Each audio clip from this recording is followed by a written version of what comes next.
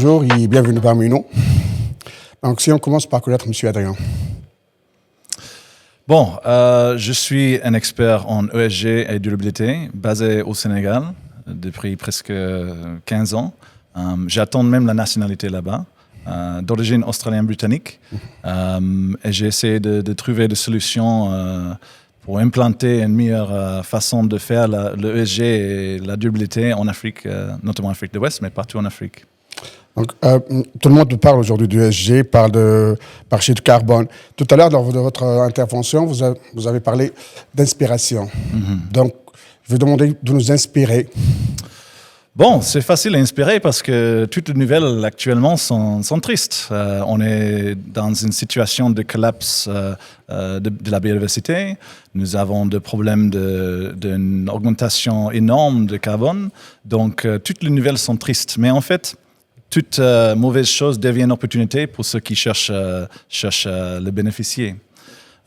Donc, nous, dans le cadre d'une entreprise dans laquelle nous avons fondé au Sénégal qui s'appelle Lion Rouge, on développe des projets, notamment un grand projet de réserve faunique, Big Five, comme on voit en Afrique du Sud, en Afrique de l'Est, qu'on n'a pas en Afrique de l'Ouest. Parce que, encore une fois, la réalité est triste. On n'est qu'un éléphant, on n'est que 30 lions. Mais maintenant, on peut faire changer ça en travaillant avec la communauté dans la zone que ça reste un peu d'arbres, un peu de biodiversité.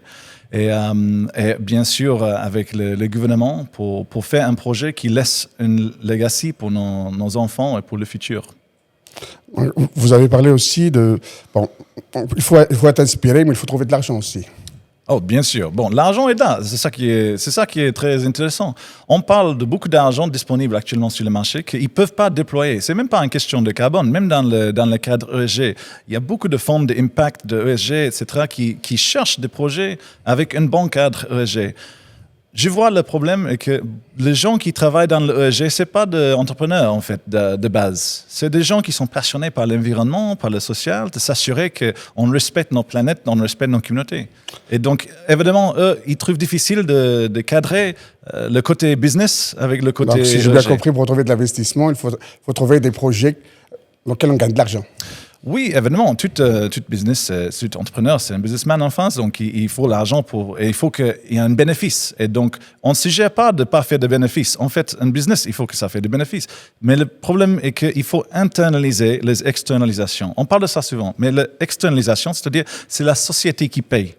Dans le cadre de rassembler le déchet qui est dans nos océans ou partout dans les différents pays on trouve sur Terre. Ça, c'est juste un exemple, mais il y a 1000 exemples où on est externalisé sur la société et la société paye. Donc, il faut que ça devienne quelque chose qu'on prend en compte dans les entreprises. Et quand le modèle de business de l'entreprise est bien désigné, côté ESG, même côté carbone, mais ça, c'est une autre façon de faire de l'argent, comme une autre business line, des fois.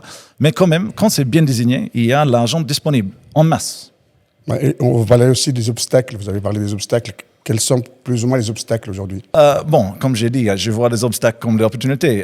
Évidemment, c'est un marché qui est tout neuf. Ça a évolué vite et ça continue d'évoluer. Et donc, il faut voir le futur un peu. Il faut deviner qu'est-ce qui va venir dans les différentes réglementations et bien sûr, des autres concurrents qui vont faire beaucoup de projets, on espère, parce qu'on aura besoin.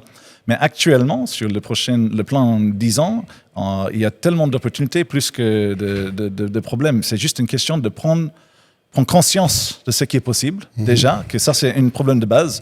On ne prend pas conscience de comment on peut lever ces fonds, comment on peut vendre le crédit de carbone. Et maintenant que ça commence à avoir, bon, avec le COP29, on est déjà de base un marché global sur le carbone.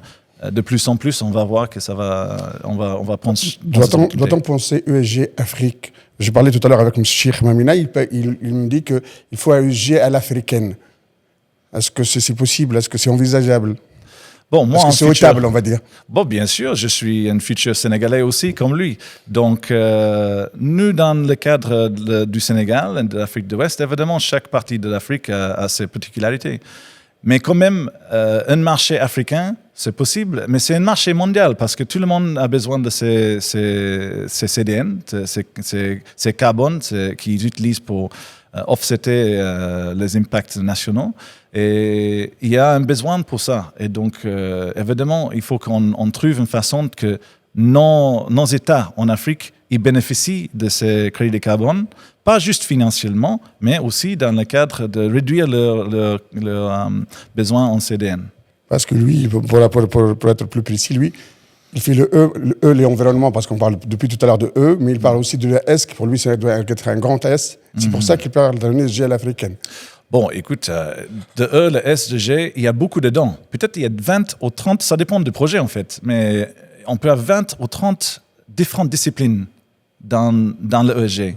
Certains qui sont sous le contrôle de, par exemple, ceux qui gèrent la gestionnaire ESG, ou bien certains qui sont dans le contrôle d'autres départements, comme le RH, comme la sûreté, des choses qui ne sont pas de base ESG directe, mais ils sont aussi, il y a des normes ESG sur eux aussi.